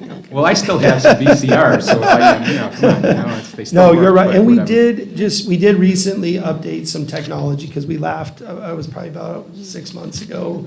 I think it was some of the apps, I think we had MySpace or something on Yeah. there. Oh, wow. So we did, we did update those, but yes, we can certainly take that into consideration. Okay. So has anyone looked at these in enough detail to say this one is good or this one isn't or whatever? I kind of glanced at them, but... I did look at them. There were a couple that were really good, and some were repetitive. It seemed like it was the same kind of rules. And I could see where maybe if a couple of us and a principal or two would get together and look at them and decide what's best. I do like the fact, a lot of them had, highlighted or bold, used during the day, camera features, transportation, school activities, what happens with confiscation, who would take it, who would have it, who would pick it up, and so on. I don't know, I personally think they should be put away all day. And I know a lot of them put in case of emergencies, but I know from everything I have seen, when there has been a really bad emergency, and actually using the cell phone is a bad idea, because it lets the person that's about to do something bad know exactly where the people are, whether it's the teacher or the students. And also, if there's an emergency at home, could be just like it was when I went to school or when my kids went to school. You can always call the school. Someone in the office can go get the child if there's a big problem, because I know that happened while I was teaching. A friend of ours passed away, and all the kids that were involved, the son and all the friends, were brought in together to say something. So I don't think a parent needs to call up and say, you have a haircut appointment this afternoon, which I've also heard about, or somebody I knew. So it's just better for us to put a policy, and I believe in the elementary school, they're not using the phones, Yeah, correct? the elementary has relatively no issues with it, and that's pretty common across all schools. We're not unique there. It really becomes a middle high school issue. And so, like I said, there's school models out there. I mean, we can get you some more. We have plenty of time to make a decision. I would highly encourage whatever decision we make would go into effect in August and not mid-year here. So we can get some examples of what other schools are doing for you on top of just board policies to take a look at. But I'm in total agreement that with our ability to we were one-to-one. We've backed down on that, but we still have the devices. We just don't hand them out. We keep them in carts, and I've encouraged more hands-on and creative activities versus being on a computer all day. But we still have the devices. So in the old days, and I was teaching when the iPhone came out and things like that, you could use it as a real educational tool to do research and to look things up, but you don't need that anymore. You really don't. Right, there used to be a way of even putting a test question and everybody would put in and you would know how many students answer that, but we can do it with the things we have at school. And I know I had times where I never allowed it in class, but there were times where the students said there were a lot of notes, could we just take pictures of it? And that was the only time, if a teacher says it's okay. But I would tend to think whatever policy we put, in the beginning of the year, the principals need to talk to all the teachers, and all the teachers need to agree. It can't be one teacher says okay, one teacher does not. I'm glad that we're having this discussion, because I'm definitely one of those parents that tries to limit the device time. And I did start reading that book, like I've said before, as a busy mom of 2 little kids, it's hard to find time to read all the time, but it's very apparent that these companies, all of the companies behind smartphones, profit from our use of the smartphones. And so in another book I read called Make Time, it talks about how the people behind these devices, their motivation is to get us to spend more time on the devices. And so I think that this is a good opportunity for us to almost partner with parents in the district who I'm sure also have similar feelings about devices and take a strong stand. I am against the collecting and the complete banning of phones. However, I think that coming out with a strong expectation for our students and asking them and expecting them to keep that policy, and then obviously having some consequences if not, I think that that's a good way to go, because again, that gives them the opportunity to practice responsibility and all of those things. And like I said, I think if we approach it in a partnership with parents kind of way, we'll get their support, absolutely. I don't think that we'll see a lot of pushback from parents from simply saying, we don't want cell phones to become a distraction from your child's learning. And that's exactly what they are. They're meant to be that. What I would suggest is that we continue the conversation as an agenda item, and then we have some parent input nights at each site, which principals and I can put on, take some feedback, put it out there. And I think also, I've always said this, I'm a big proponent of student voice, so I think we also bring it to our student advisory board to start with, and then also when we did the trimester, we did, not only did we have a focus group of students, but then we had them take a survey on top of that so that they could be honest in the survey of how they felt. And that led to a very smooth transition. So I think we replicate that process once you have an idea of what you're looking for, and then we'll share feedback of what the community, students, and teachers all feel about that. Okay? Would it make sense to start with, pick one of these policies as a starting point? Like one of the JICJs, I think the one starting on page 121 seems like the most comprehensive and realistic. Use it and then have people say, okay, this is good, this is bad, change this, change that. I would say, what I would think would probably be best is, let's have, again, elementary, maybe a little different situation. She may not need to have a night on that, but we could invite those parents if they want to have an input on the other schools that their kids will eventually attend. But I would almost start with, let's get a pulse of the community, the teachers and the students of where they feel they're at. I can tell you that kids will tell you they know they have a problem. I mean, they'll admit it. My own children do. And so sometimes they need us to be the ones to make them put them away and do something. So you might be surprised what you hear. And maybe we start with a focus group and a survey, bring you some data. And then from there, you take a look at that and see which policy you feel fits maybe the community's needs. And then we bring that one back to them for feedback and go from there. Okay. So I think we're going to have to go beyond cell phones. Technology is advancing quickly. I mean, my watch does most of my cell phone work. Yeah. And if my car is calling, then it'll light up and show me the picture of who's standing outside of it. So all these things are tying together. They got the glasses with the cameras in them. They got the headsets that just fit in your ear, and you're getting the Wi-Fi. So you just need to look at technology in general, and then how to try and manage it. Agreed. And just so you know, we just finished our AI guidelines that we just sent out, and I thought that process went really well. That was a staff-led committee. We had some input from Kim Garrett, a local parent, who helped us with some of that.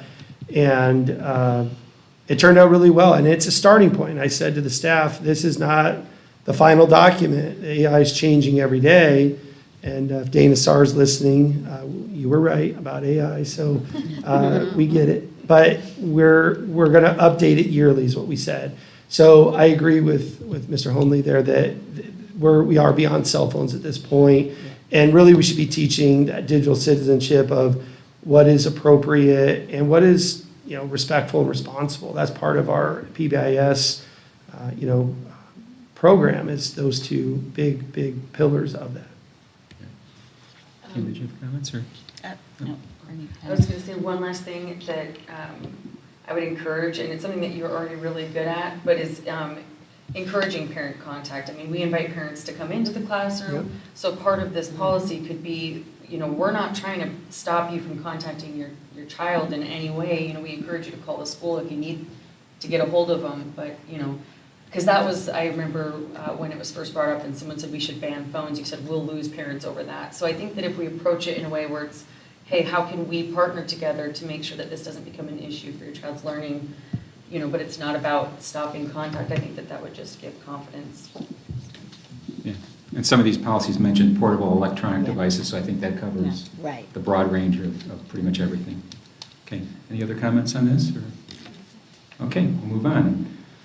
All right, next thing is policy advisories 809 to 818.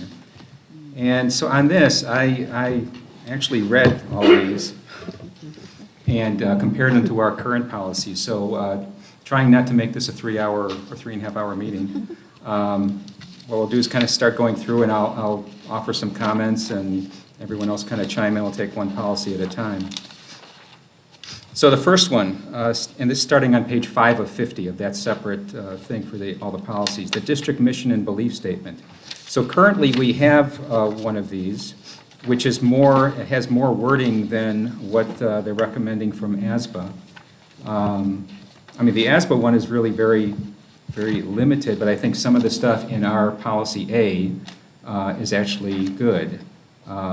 So my suggestion, we have some kind of, we take the one from ASBA and add some of the clauses from our mission statement.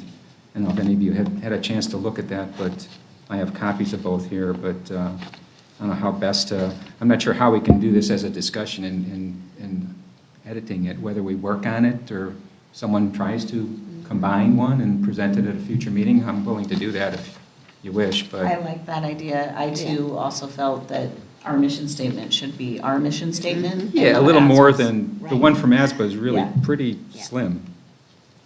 Yeah.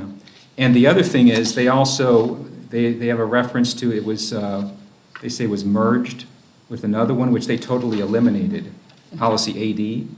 Their suggestion is totally eliminated, and we actually have a policy AD, which is a couple pages long, so.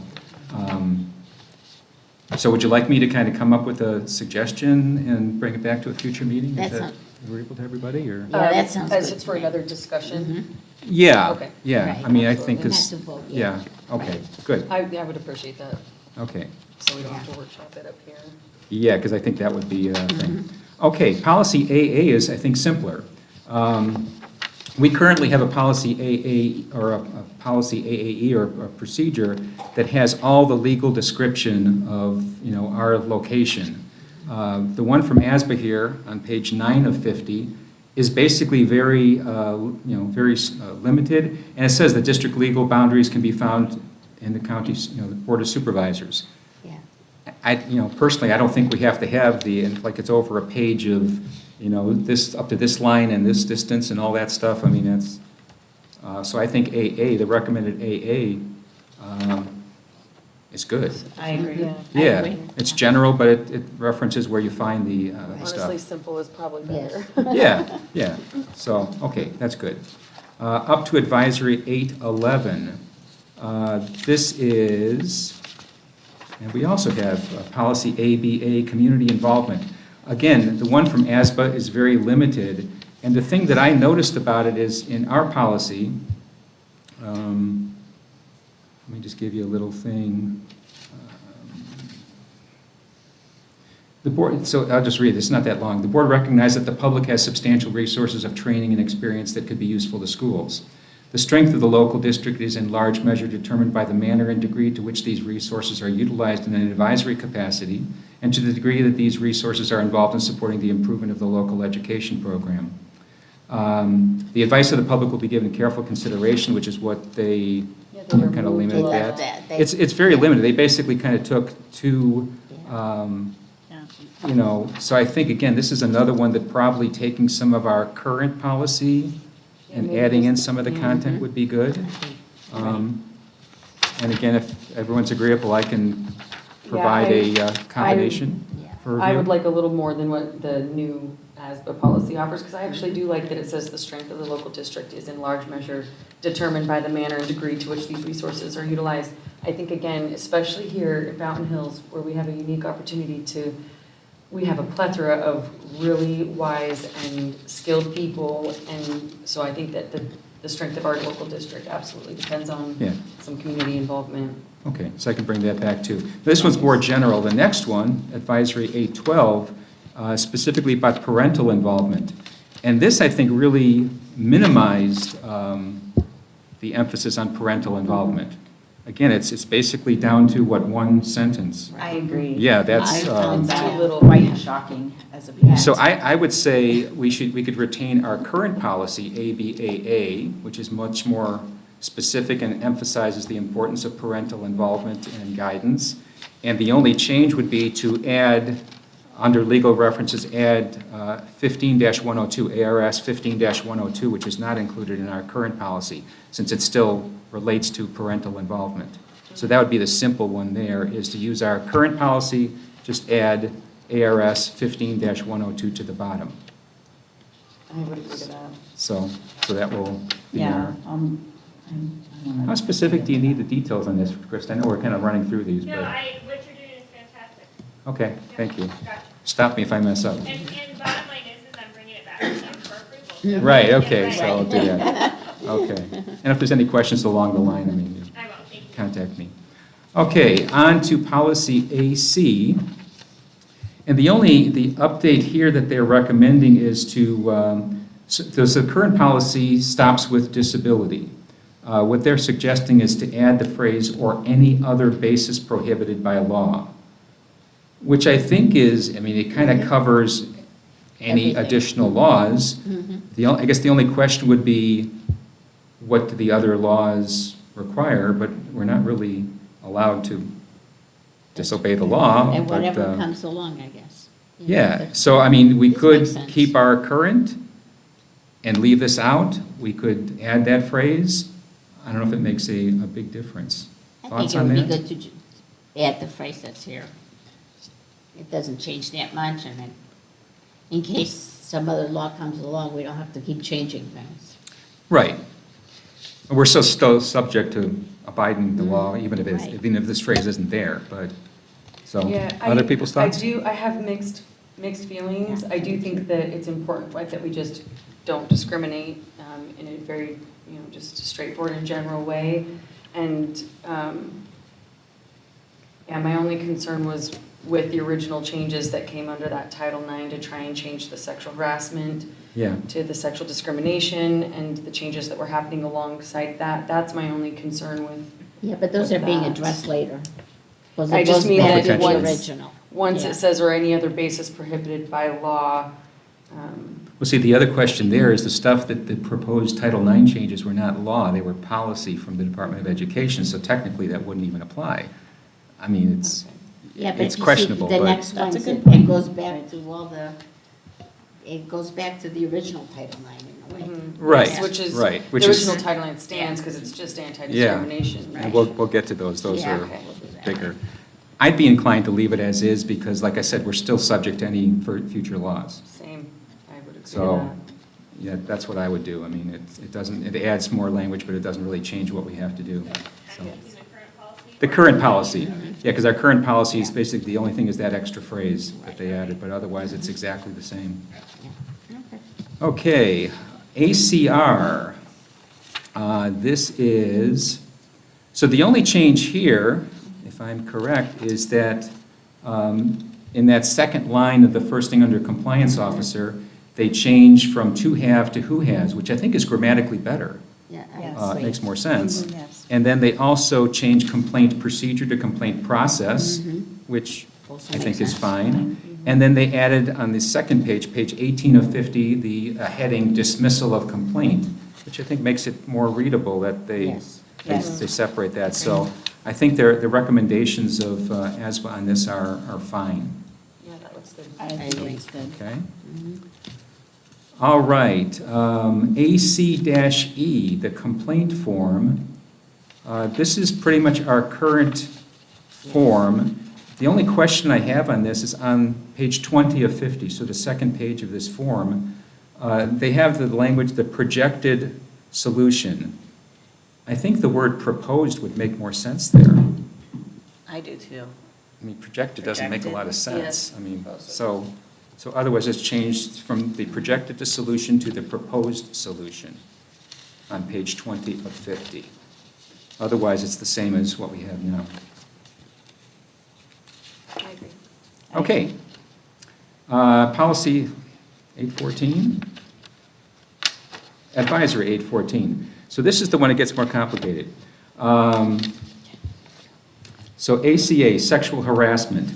Our current is pretty much the same wording. The only difference here is they removed Title IX of the Education Amendments of 1972, and I'm not sure why, because that's been law since 1972. Why they're removing it, Well, and I don't have mixed know. feelings about that, and I would probably leave it in there, because Yeah. again, it was, and I read through that Education Amendments of 1972, and they seem very consistent with what, I mean, that's the current I agree, law. and later on, they really took out all the things from 2024, so Yeah. leaving this as the 1972 makes sense. Yeah, which is our Absolutely. current language. Right, exactly. So I would say we retain on ACA, we retain our current policy, which Yeah. is basically unchanged because it doesn't have to be Right. changed. yes, Okay, thank you. ACA-R, this one Except, here. can we go back? Sure, So on the legal reference on that one,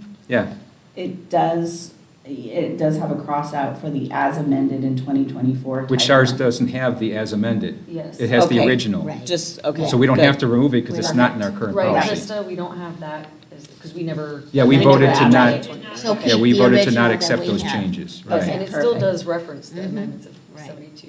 Yeah. Title IX, so Yeah, it's interesting. yeah, we So have that that, works. but here, but they removed it from the other, Yeah, they the did. first Yeah. page, which doesn't make any sense I know. either. Thank you. Okay, they're just seeing if we're paying attention, I think. Okay, ACA-R. So the only changes here are, again, they changed complaint procedure to complaint process. Which makes sense.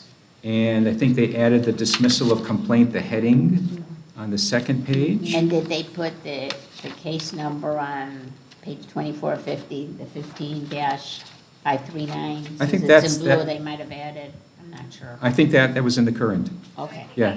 It's a link, yeah. It's a a link to link, ARS, yeah, yeah. but that's still Okay, ARS, so it's okay. only those two changes, complaint Right. process and dismissal Mhm. of complaint heading Yes. has been added. Those Okay, changes? yeah, so we accept those changes, Yes. those two changes, right. Okay, ACA-E, this is currently the same as what we have on page 27 of 50, that same point I made on the previous one, instead of projected solution, to make it Yes. proposed solution. Just sounds more It does logical. It sounds better. Okay, And advisory. they didn't change it, you're right, they didn't even put that in Yeah. this one, and we should. Okay, advisory 815. This one is more complicated. Except that we didn't pass Yeah, the we thing, so it's didn't. very possible that the Well, wording that's left here is what we have to begin with. kind of, but not exactly. Okay. Are there some changes that I caught in the, Okay. maybe? Okay, so starting at the top, Title IX, sex discrimination. Our current policy says sex harassment. It really should be sex It should. discrimination, because that's what Title IX No, refers no, to. it should be harassment, because Title IX is all discrimination. So having the change in this, again, applies to the spaces, and that's where I think it gets a little bit messy. We don't discriminate based on sex anywhere, and by changing our sex harassment policy to a sex discrimination policy, I think we simply have a redundant non-discrimination policy, and then we don't have a sexual harassment policy. And I think that we should absolutely keep the sexual harassment policy and leave Title IX as the blanket anti-discrimination policy. Yeah, but Title IX is sex discrimination. That's discrimination. how they refer to it. I mean, It's that's how later on that it says harassment is sexual kind of a harassment. subsection of Yes. that. So You I see? think we're okay And even with in it. this first paragraph, it refers to fear of sex discrimination Yeah. to include or including unlawful sexual harassment. So they're kind of subjugating harassment as a subset of discrimination. That's Right. my understanding on it. I agree. And the wording in Title IX, so they're suggesting to remove the second sentence. The district does not discriminate based on, they're putting based, our current policy is the basis of sex and is required by Title IX not to discriminate in such a manner. The wording in Title IX is the stuff that they're crossing out here. That is the actual wording in Title IX. So I'm thinking we should keep the wording in Title IX. That's, Well, and in the end, again, I don't think Title IX is all discrimination, and that's, Right. they kind of say that again, the district does not discriminate. And then it says based on the basis of sex, which is required by Title IX, not to discriminate in such a manner. yeah. So I think Title IX stands on its own as an anti-discrimination policy, because it, I mean, if we go back and look at Right. the Title IX one, it says sex as one of the things you cannot discriminate for. And so I don't think that we would need to change our sexual harassment policy to the sex discrimination policy. I think that it stands on its own. Well, I think what they're striking out makes sense, except for, Well, It but that's the doesn't- language in Title IX. So I don't think it should be struck out, because that is, Yeah. that is the actual language in Title IX. I would agree with you, Rich. I would rather Yeah. keep the language that's in Title yeah, IX. you know what, I'd rather keep it in there too. Yeah, and the heading, I mean, Yeah. I don't know if it makes a big difference. I'm just thinking of the actual, the Title IX language, but. And they changed it the very last The last one paragraph. is, I guess grammatically, Yeah, to me too. include, including is probably better grammatically. Right. Okay, so that's. I would not Okay. change our title. I would keep it sex harassment, because it says in the language, the purpose is not to discriminate based on, and then it talks about dating and actual sexual harassment.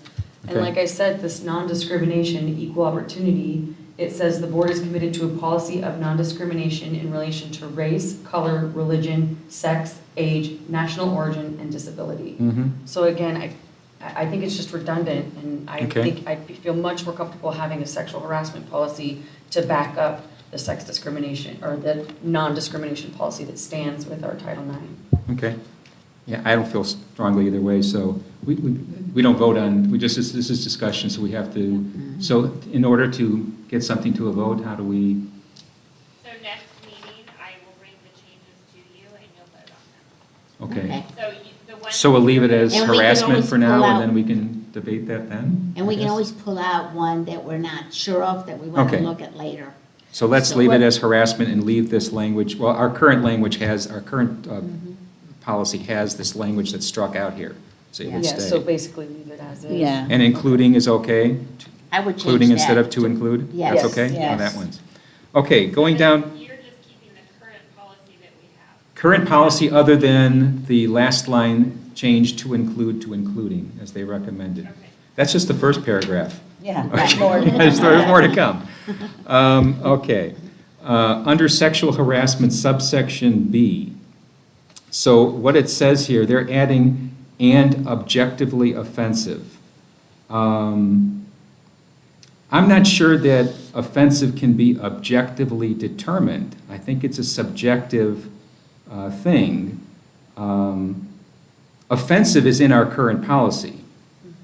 It doesn't say objectively offensive, I think. So What does it say, offensive? it does, I believe it does say offensive. Offensive but- makes Maybe sense to say me. leave just offensive. Objectively, what, I don't know. No. I Does think anyone that think makes that it more that offensive murky. is subjective? I think it's really subjective. I think think it's offensive is the proper word. Okay, so we won't, We leave we as won't is. change the objectively, we'll leave it as is Yeah. in our B.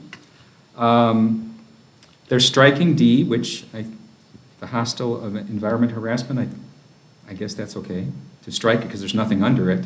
Right. Okay. They're adding complainant and respondent, those two paragraphs there to those two sections, which probably makes sense that they're defining what they refer Yes. to later in the policy. So I think that's okay. That does make sense. Yeah, I think it cleans it up a little. On the next page, page 30 of 50, Title IX Coordinator, that's a new heading. They're adding the heading to kind of, our current policy just has one line after another, so they're adding the heading. Likewise, they're adding the heading for reporting, I think is fine. They're adding the district response process heading. a And the new only heading. thing in there is the word, file a formal complaint? Formal. Formal is in our current policy. Okay. Okay. Yeah, I think we were ahead of them on that one. Yes, we. Yeah, which is, and that's what I found, like, wow, okay, so that's good. Confidentiality is also a new heading. Mandatory reporting, so our, let's see, including sexual harassment, so our current language, that's the same, it says sexual harassment, so that's unchanged, there's no changes there, so the only thing new is the mandatory reporting, I think, heading there. Retaliation prohibited, likewise, in this, next to the last sentence, this thing that says a report or formal complaint, that's in our current policy already, that language. And I think it's because we didn't accept the stuff from before. Yeah. Maybe. You know, I think and that's that's what why Maybe. everything's here that we Yeah. had said was okay. So basically, and then they're getting rid of the as amended, but we don't have that because we Right, didn't because accept we it didn't do before. it. So really, in this, the only Yeah. change is get rid of the word objectively, right? And at first paragraph, including rather than to include. Right. Otherwise, it's all good. What about the letter D under, Oh, get rid of D, right, getting rid of subsection D as they recommended. Oh, right. The hostile environment Yes. harassment, to get rid of that since there's nothing underword other than did we that already have the describes. headers as well? Like the title? No, No, we the need to headers put are the new. headers. Do we want to We should include put, those? Yes. I think so. Yeah, the new headers are It fine. I ma- think it makes it it a more lot readable. clearer. Yeah. And you could skim and get right to what you want to there. Okay, on to ACAA-R.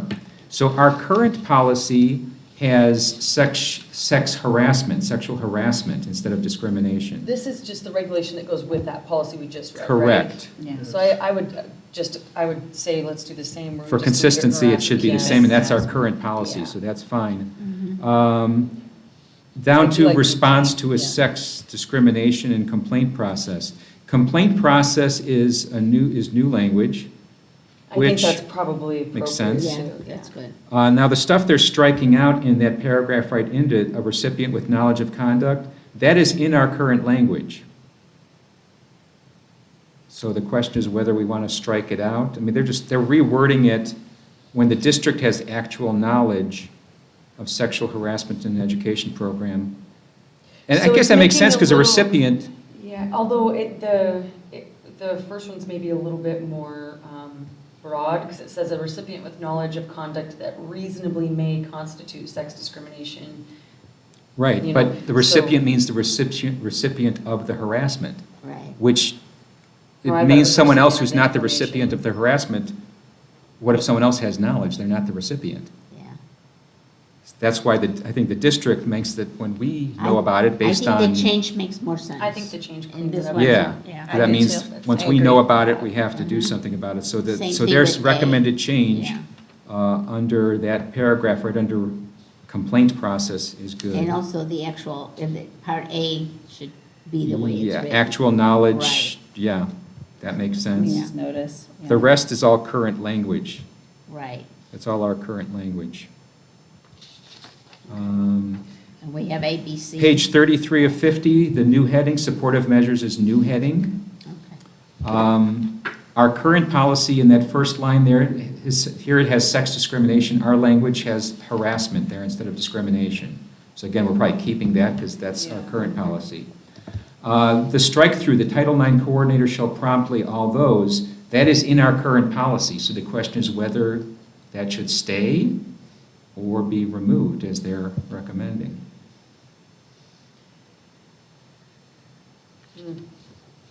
Is that in the Well, actual that- policy, and is it just relisted in the Let me regulation?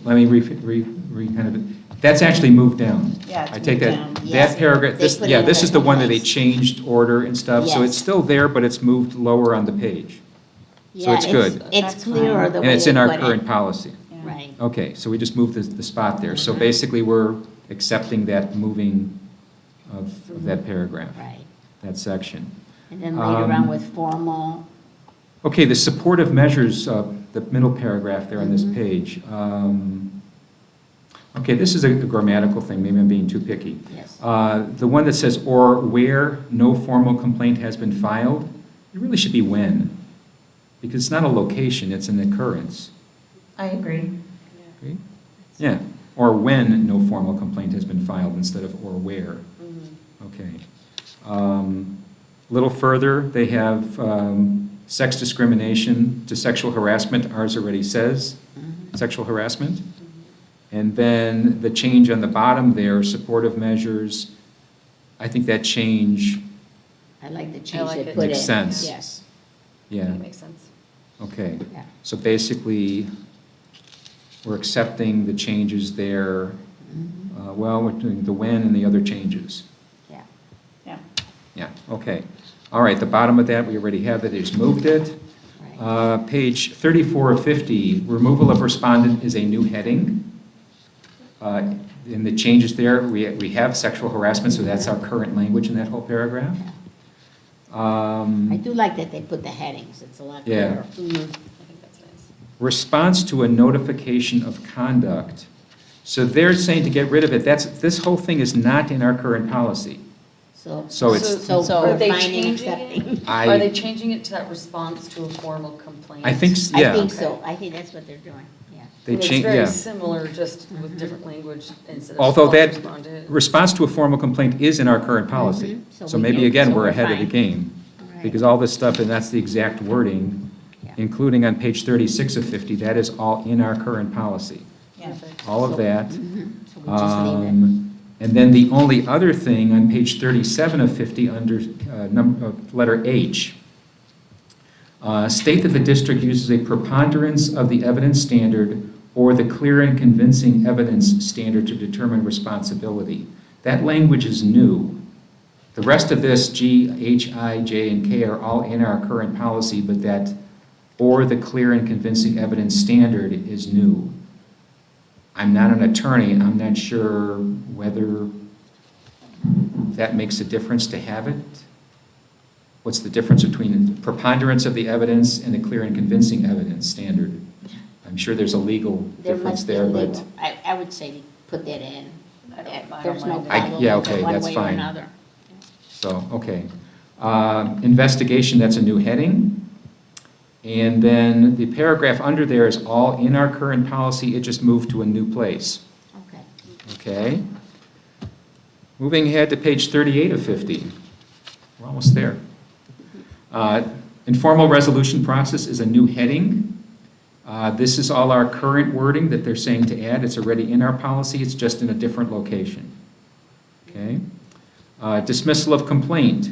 That's a new heading, and it's a different place in the policy, but the language is all ours, except for in the second line there, sex discrimination, we have sexual harassment currently. I'd like to say ours. leave that to keep So it leave it consistent. with consistency, so that's the difference there. And, okay, we're up to page 39 of 50. The decision maker is a new heading, it's in a different place, but the language is all what we have already. Okay. What about the change in the second paragraph? That is our current, that's all our current language. The decision maker? Yeah, Okay. so, and again, grammatically, it probably Yeah. makes sense, yeah. It's more first person. Page 40 of 50, new heading, that determination and appeal process is a new heading. All the language is current. And then at the bottom of the page, it's got sexual harassment, which is already in our policy. And What about part C? Is that in our Part C? policy, for or against? that's our something? current language. Okay. Yeah, that's our current Well, it's a language. good thing we didn't change anything last time. Well, I because here tell we you, are. it's like, yeah. We're back to this thing. So at the bottom paragraph, this is all in our current policy, so that the changes they're suggesting are in our current policy Okay. Perfect. already. Perfect. Okay, page 41 of 50. That's all in our current policy. Okay. Okay. Records is a new heading. Under the records, each sex discrimination, our policy has the word harassment instead of discrimination, so it's consistent with the other things we've talked about. At the bottom of the page, taken or not taken, I think that's in our current policy, too. Okay. Oh, wait a second, no. That or not taken is new. That's new Okay. language, so that makes sense, taken or makes not sense. taken in response. And Next formal line, third line, complaint is there. discrimination in our policy says harassment instead of discrimination. And then at the end there, if a recipient does not provide a complainant with supportive measures, I think they're striking district. Right. I don't think that makes sense because the supportive measures are supposed to be provided by the district, Yes, and I not think- the recipient of the Yes. harassment. Yeah, or the recipient of the information. I think that would be a lot of responsibility on that person. So I think it should remain district. I think it should Yeah, remain district. yeah, so it should stay, if a district does not provide a complainant with supportive measures, then the district shall document the reasons. Mhm. So and that's, recipients, yeah, it should be district. And I'm honestly not sure if that's our current policy language or not. I believe it is. Yeah, because changing it to recipient doesn't make sense. Why should the recipient of harassment be providing supportive measures? That's kind of, doesn't make sense. All right. ACAA-R, sexual harassment, and this is our current one. Okay, I got that. Okay, on to AD. So AD, they're scratching the whole thing. Yes, they are. Our current policy is basically has all this. Now, the question is, so this is part of it, could be the merger. So we want to keep it as a separate policy AD, or do we want to merge it into A, like the first one? With the mission statement, Yeah. basically? It's, have it in two separate spots or one? I mean, this is pretty wordy, I don't know if we Was can. this something that it was just adopted from ASBA? So it wasn't like we came up with this specifically? I'm guessing this was a previous ASBA thing, and now they're condensing it to that one or two sentences. And we're going to workshop that into our own mission statement? Yeah, and the thing I like about this, under the parents, the board recognizes that the ultimate responsibility for the well-being of all children rests with their parents. All parents are expected to cooperate in the district's educational effort and so on. I like that. I love it. Maybe I mean, some that of should this stay. could be included, because you said they just scrapped this whole thing. They scrapped the whole thing, so I would I think we should either move it meld up. it or leave it as is, Or, as AD, I mean. we could consolidate Condense it. to the I like- front Yeah. end, Yeah. to that Okay. I mission like merging statement, it with but that mission statement. Yeah. include the parents and, The only change I would make under the staff paragraph, the second line says, on whose recommendation it also employs a competent staff. I think the word "it" should be replaced by the district because the board doesn't employ the staff. The Yes. district employs the staff. Yes. I believe that's correct. Yes? We only employ you, right? Okay, so it should be the district instead of it. yes. And either keep this, or I'll try to wordsmith it or whatever and combine, but my inclination is maybe just keep this as is, it's nice. Unless you want to You want to just condense put all each of one. the words Yeah. under Keep it as is and move it yeah. just- I the would leave this mission? and we'll just do maybe a brief one for A. Okay. Oh, Yeah, gotcha. A kind of a briefer one, this is the more complete one. Okay, 817, staff grievances. Current language is the same. The only difference is that on the last legal reference, well, it was changed because of 2024, but the 1972 Title IX, that line is not in our current policy, which probably it should be. So not the as amended, but the 20 U.S.C. 1681 Education Amendments of 1972 Title IX is not in our current policy, which I think it should be because So right Yeah, now, it we just covers have the- 38. 38-532, which may, I didn't actually look at that, I don't know if it Yeah. references the education amendments, but it seems like, Yeah, and I could where it double check says that, The but I last think line, it's, 20 USC 1681. yeah, just that first line, But but just not the the as first line. amended, because that We didn't doesn't do the apply amendment. anymore. Correct. Otherwise, the language in the policy itself is what our current policy is. Okay. Yeah. Perfect, thank you for preparing the. What about, Yeah, well, what about the paragraph? it was a long Saturday afternoon last The week. paragraph right above there, where it says, in such instances, the affected individual may request the governing board. Is that in our policy, or, because that looks like it's an addition? Well, they're striking it, but I think it's already, it's not in our policy. No, in it's the not, second it's paragraph. not struck. It's an I'm add. talking about the last paragraph. Oh, the, Where it says Right the right affected- before. which line are we on, 46? such- Oh, this, the affected. Current, I have the current language is the same, is our, I So we must mean. have that in there. Okay. We Yeah, already have have it it in there. Yeah. Okay. So their They might changes have are struck already, it we're before. ahead of the, Okay. we're ahead of the, You yeah, know ahead what, of the they game went there. back to what things said before. Yeah. Okay. And then I think the last one is JII.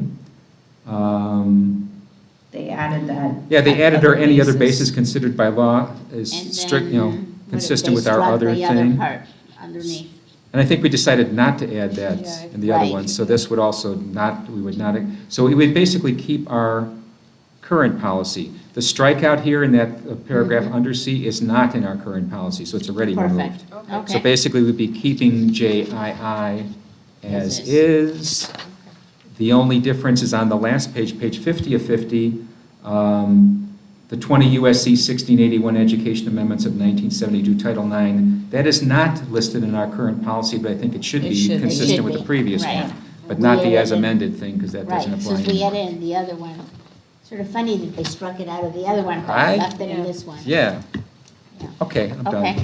done. Wow, Thank you, Rich. that was That's better helpful. than. Like I said, it was a long Saturday. And then I did my taxes. I think that was the fastest we've ever been. Krista has a question. That's pretty good, yes. Yeah, you didn't want me to read every line, right? It was a long one and. No, well, and those are all included. I think it's really important for people to know that all of those changes are included in the public board packet. So if they want to see Yeah. the changes in the Yeah. policies, they can go and read the entire Yeah. policy and see those. And you can go to the reflected website under governing board at the Yes. last thing, you have all our current They're all in policies there. Yeah. And Which- Krista has a question. Yeah, I just have Yeah. one question. Page 10 of 15, the exhibit AA-E, it looks like they're deleting that. Is that, you're wanting to delete that or keep that? Page 10 of 50? Okay, let's see. It's just the exhibit for the school district legal status. Yeah, it's deleted because they're referring back on the previous one, on AA, on page 9, they're giving, just refer to the Board of Supervisors and County Assessor. Our current AA-E has all the, it's like a whole page of, I don't think we need it because it refers back to the county records, which is fine, it's kind of Okay. redundant. So, okay, what are we up to here? Future action. So upcoming, club policies, ESA voucher students in sports, and student outcomes such as report cards and proficiency data. And then date of upcoming meetings, so I think on March 19th, we're going to start at 5 PM with an executive session and 6 PM for the regular meeting. April 2nd is just at 6 PM at this point. At this point, pending further changes. So, unless anyone has anything else to say, shall we have a motion to adjourn? I move we adjourn. How about a second? I second. All in favor, please say aye. Aye. We are adjourned. Woo, very good. Okay. 1 hour and 57 minutes. It's almost. Well, yeah, like I said, I did that, then I tried to do my taxes, and it's like, oh, it was a long day. I think so. That was very. And then I found a glitch on TurboTax. It didn't care,